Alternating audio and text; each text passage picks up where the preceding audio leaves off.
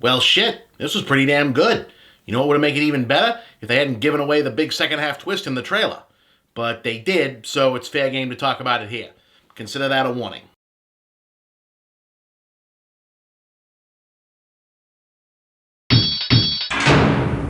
You know, ever since Brad Pitt first showed up on the scene, one of the most frequently cited aspects of his appeal was that he had the appearance and on-screen persona of a classically handsome Hollywood leading man. The kind of iconic masculine visage Western popular culture seemed to have stopped manufacturing right around the time it somehow became acceptable for grown adult men to wear fucking sandals year-round in locations that weren't the beach. Yet despite this, the former Mr. Jolie has not done that much homage to Golden Age Hollywood.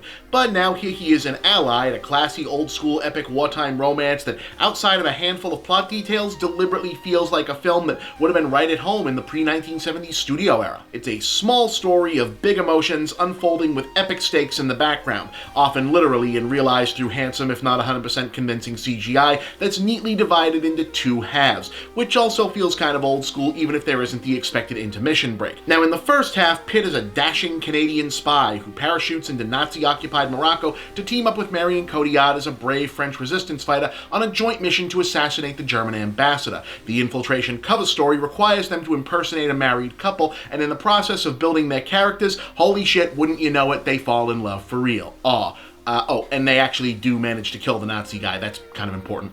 Anyway, the second half of the film then picks up a couple years later with the pair now happily married and living in London, where she goes to school and raises their daughter, while he continues his military work, but now for the Home Office. But just when everything seems perfect, the brass decide to drop a hellacious bomb on everything, informing Pitt that they now believe his wife has actually been a deep-cover Nazi spy this whole time, and charging him with helping to smoke out the truth and, if it turns out to be the case, take her out himself. Wow, what a twist! Imagine how surprised everyone would be if they hadn't given it away in the middle of every goddamn trailer, right? But yeah, that big sudden switch around from glossy, high-toned romantic wartime drama to dark, morally compromised spy thriller as Pitt's character becomes increasingly unnerved trying to discover the truth and wrestle with his conscience about what he's gonna do if the truth turns out to not be the truth he wants is pretty much Allied's big showy hook, and it's a damn good one. But it feels like it'd be better in a differently structured film. If this had been made in the 50s or the 60s big star studio era that it's paying such obvious homage to,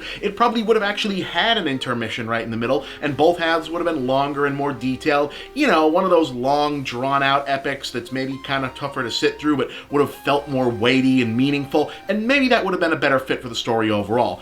But as it stands, yeah, this is a pretty fucking solid movie, guys. Hollywood gets this kind of thing so wrong so often lately, it's easy to forget just how much of a rock-solid piece of entertainment you can make when a veteran filmmaker and a pair of bankable, genuine movie stars get their hands on a good script and do it justice on screen. Now, Allied isn't going to change your life, it's not going to be a perennial, it probably won't end up being most people's favorite movie at the end of the year, but this is about as good as grown-up movies get this time of year without also being 5 fucking hours long or depressing as hell. 3 stars, recommended, very good stuff. Oh, and hey, isn't it kind of nifty that they made the guy a Canadian instead of just defaulting to an American dude like every other World War II movie? That's a fun detail you don't see too often.